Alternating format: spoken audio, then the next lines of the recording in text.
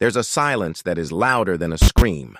A moment when a person who always listens, who always forgives, who always hopes, finally lets go. For INFJs, this moment has a name. It's called the door slam. Most people don't see it coming. Not because the signs weren't there, but because INFJs rarely speak in ultimatums. They quietly endure. They give grace. They explain.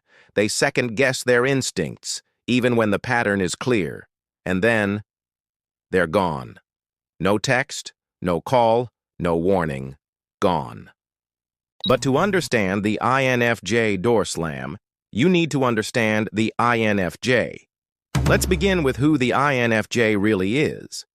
INFJs are one of the rarest personality types in the world. The letters stand for introverted, intuitive, feeling, and judging. But that barely scratches the surface. INFJs are emotional sponges in a loud world. They feel deeply, observe quietly, and love fiercely. They have the uncanny ability to read people, often sensing things others miss. This makes them empathetic and compassionate, but also vulnerable to manipulation, toxic relationships, and deep emotional exhaustion. On the surface, an INFJ can seem calm, composed, even distant. But inside is a storm of thoughts, feelings, and moral evaluations. They are constantly asking, is this right? Does this person mean what they say? Am I being too sensitive or not sensitive enough? They want harmony, but not at the cost of truth. They value peace, but not at the cost of their soul. And this brings us to the door slam. So what exactly is the INFJ door slam? The INFJ door slam is not a petty reaction. It is not blocking someone because of a bad day. It is not passive-aggressive silence. No, the door slam is final. It is a conscious decision to emotionally shut someone out, permanently. To the INFJ, this decision is not easy. In fact, it is often heartbreaking, but it is necessary. Because behind every door slam is a long history of ignored red flags, overlooked insults, unspoken boundaries, and repeated wounds. This isn't a story about anger. It's a story about self-respect. The INFJ door slam happens when the person who gave endlessly realizes they are running on empty. When they understand, perhaps too late, that someone never valued them.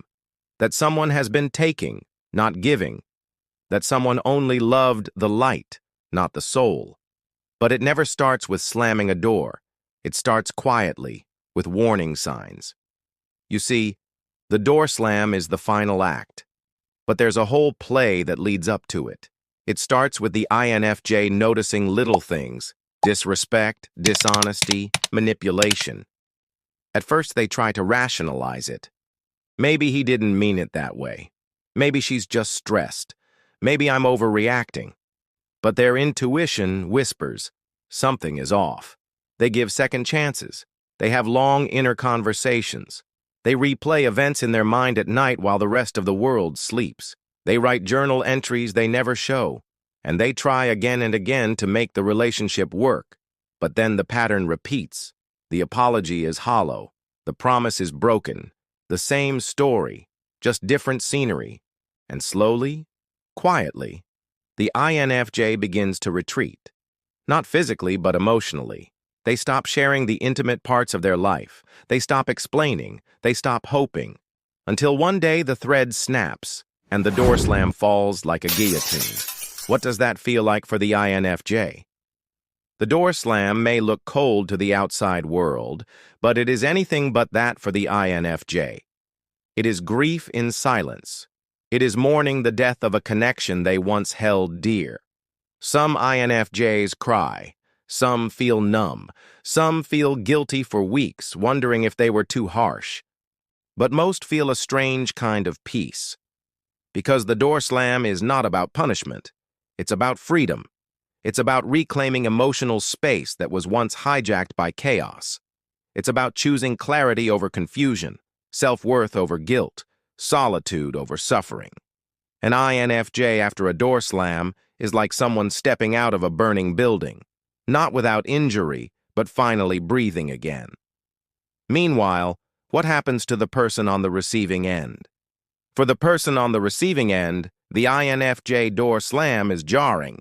There were no yelling matches, no final arguments, just silence. One day, the INFJ was texting back. The next day, nothing. This is where confusion sets in. What happened? Why are you being dramatic? Can we talk?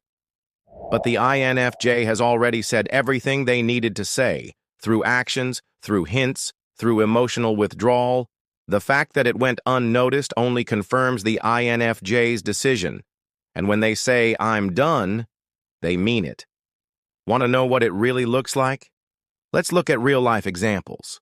There's Sarah, who spent 5 years in a friendship where she always listened, always supported, always made time. But when her mother passed away, her friend never called.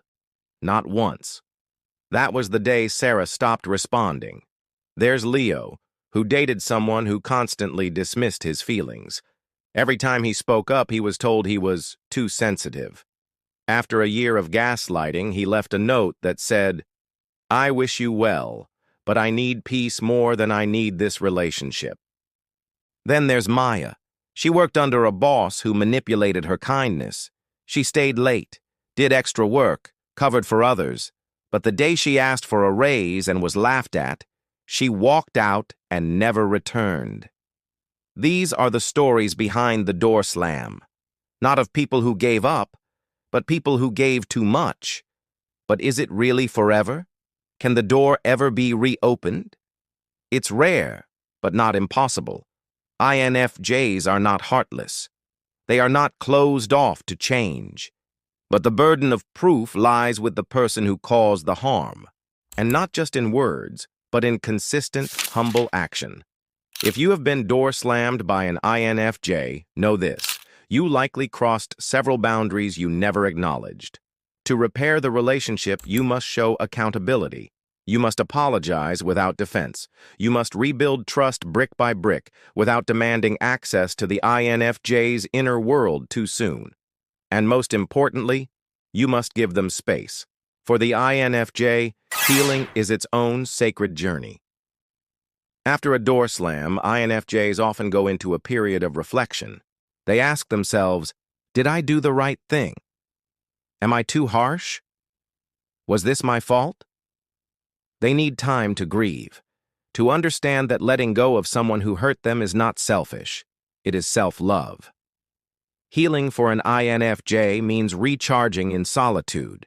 It means returning to creativity, journaling, reading, nature, whatever helps them reconnect with their intuition and soul.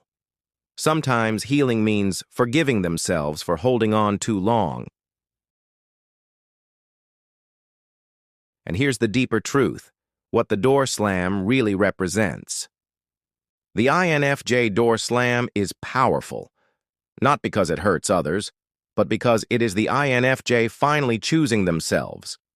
It is an act of courage in a world that often tells empaths to be quiet, to forgive endlessly, to be the bigger person. But INFJs are no longer choosing to shrink. They are choosing boundaries, and boundaries are beautiful. They are the architecture of self-respect. The door slam, then, is not a door that slams in anger. It is a door that closes in peace.